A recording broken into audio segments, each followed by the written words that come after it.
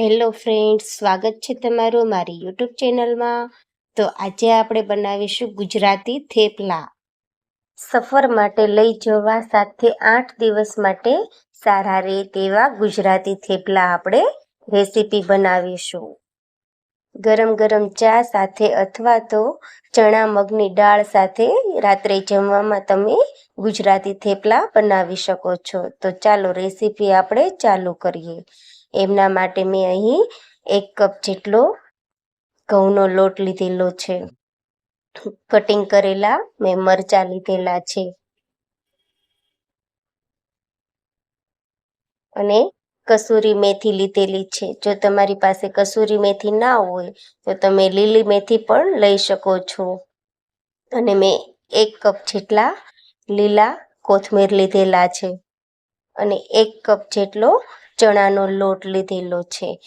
જો તમે ચણાનો લોટ થોડો તેમાં નાખશો તો તમારા ગુજરાતી થેપલા ખાવામાં ખૂબ જ સ્વાદિષ્ટ બનશે. અને અહીં મેં ખમણ કરેલી દૂધી લીધેલી છે. આપણે થેપલામાં દૂધી નાખીશું તો આપણે થેપલા ખૂબ જ રૂ જેવા પોચા બનશે. અને 1 ટેબલસ્પૂન જેટલું મેં હળદર પાવડર, 1 ટેબલસ્પૂન ધાણા જીરું પાવડર, 1 ટેબલસ્પૂન લાલ મરચું પાવડર અને સ્વાદ અનુસાર મેં મીઠું નાખેલું છે. આ બધાને સારી રીતે આપણે મિક્સ કરીને લોટ બાંધી લેવાનો છે. દૂધીમાં આપણે પાણીનું પ્રમાણ ખૂબ જ હોવાથી આપણે લોટ બાંધતી વખતે તેમાં પાણી નથી નાખવાનું. આપણો દૂધીથી જ સારો લોટ બંધાઈ જશે. અને તેમાં મેં 1 કપ જેટલું દહીં એડ કરેલું છે. દહીં નાખવાથી આપણા થેપલાનો ટેસ્ટ ખૂબ જ સરસ આવે છે. આ બંનેના મિશ્રણથી જ આપણો લોટ સારી રીતે બંધાઈ જશે. પાણીની જરૂર પણ નહીં પડે. ત્યારબાદ મેં અહીં મોણ માટે 2 ટેબલસ્પૂન જેટલું તેલ નાખેલું છે, જેથી કરીને આપણા થેપલાના લોટમાં સારી એવી કૂણ આવી જાય છે. અને આપણો આવી રીતે લોટ બાંધીને રેડી કરી લેવાનો છે. તો તમે જોઈ શકો છો કે મારો લોટ બંધાઈને રેડી થઈ ગયો છે. આવી રીતે આપણો લોટ સરસ સુવાળો અને સ્મૂથ મસળાઈ જાય ત્યારબાદ આપણે આવી રીતે લુવા તૈયાર કરી લેવાના છે. તે લુવાને આપણે કોરા લોટમાં ડસ્ટ કરી લેવાના. અટામણ માટે તમે ઘઉંનો લોટ અથવા તો મેંદાનો લોટ અથવા તો ચોખાનો લોટ લઈ શકો છો. આવી રીતે આપણે થેપલાને વણી લેવાનું છે. તમે જોઈ શકો છો કે આપણો થેપલું સારી રીતે વણાઈને રેડી થઈ ગયું છે. અને આવી રીતે એકદમ સરસ રીતે આપણે થેપલાને પતલું વણી લેવાનું છે.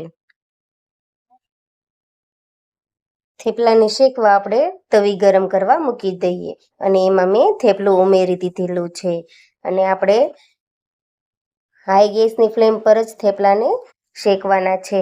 આપણે એક સાઈડ પર ઝીણા ઝીણા સ્પોટ આવવા લાગે ત્યાં આપણે થેપલાને ફેરવી લેવાનું છે અને તેમની ઉપર ઓઇલ બ્રશની મદદથી આપણે તેલ લગાવવાનું છે. એક સાઈડ આપણે આવી રીતે તેલ લગાવી દઈએ ત્યારબાદ પાછું આપણે થેપલાને ફેરવી લેવાનું છે. તો આવી રીતે આપણે બંને તરફ થેપલાને શેકીને એક નાની વાટકીની મદદથી આપણે ઉપરથી પ્રેસ કરવાનું છે, જેથી કરીને આપણું થેપલું સરસ રીતે શેકાઈ જાય. અને બીજી તરફ પાછું આપણે ઓઇલ બ્રશની મદદથી તેલ લગાવવાનું છે. આપણે થેપલાને 2 થી 3 વાર જ ફેરવવાનું છે. જો વધુ વાર તમે ફેરવશો તો તમારું થેપલું ચવડ થઈ જશે. તો તમે જોઈ શકો છો કે આપણું થેપલું સારી રીતે શેકાઈને રેડી થઈ ગયું છે. અને બીજી બાજુ પણ આપણે આવી જ રીતે વાટકીની મદદથી ઉપર પ્રેસ કરીને થેપલાને શેકી લેવાનું છે. આપણા ગુજરાતી થેપલા બનીને રેડી થઈ ગયા છે. જોતાં જ ખાવાનું મન થઈ જાય છે ને. અને આપણે સફર માટે 7 થી 8 દિવસ માટે બહાર પણ લઈ જઈ શકીએ છીએ.